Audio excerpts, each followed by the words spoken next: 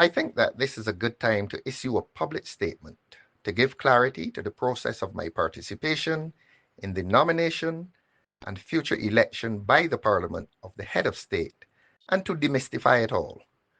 There will be cynical views, there will be conspiracy theories, but even those statements will be accepted within the right to freedom of speech.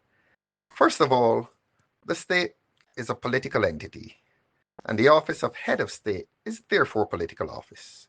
Secondly, the office of head of state is not akin to that of the Archbishop of Canterbury or the Pope of the Roman Catholic Church, where the criteria are different.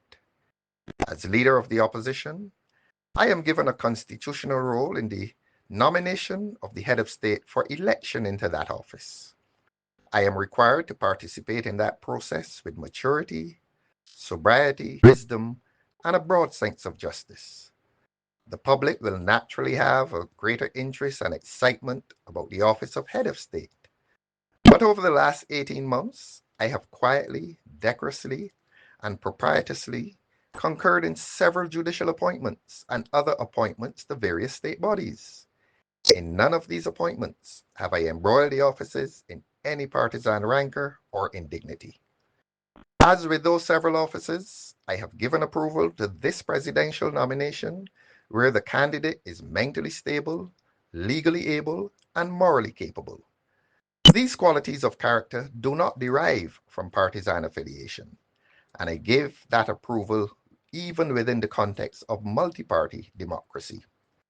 I will do nothing to embroil the high office of head of state in any partisan rancor, since the head of state will be called upon to transcend those partisan considerations in the exercise of his future functions. I could not, however, complete this statement unless I say that the Prime Minister must continue to be disappointed in my legitimate rejection of invitations to participate in governmental functions.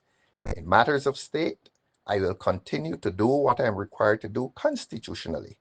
In matters of governmental administration, I will not breach my constitutional and political responsibility to the people in associating with the government on matters of policy.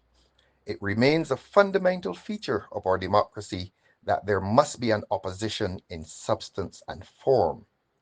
In my continued resistance to the Prime Minister's invitation that I should sit on a government policy-making council on crime, I will remind the government that they have access to the Democratic Labour Party's Commission on Crime report. Maybe then it will assuage the Prime Minister if I borrow from the psalmist and confess that even on matters of violent crime, and I quote, "My heart is not haughty, nor mine eyes lofty. Neither do I exercise myself in great matters or in things too high for me." Unquote. Thank you very much.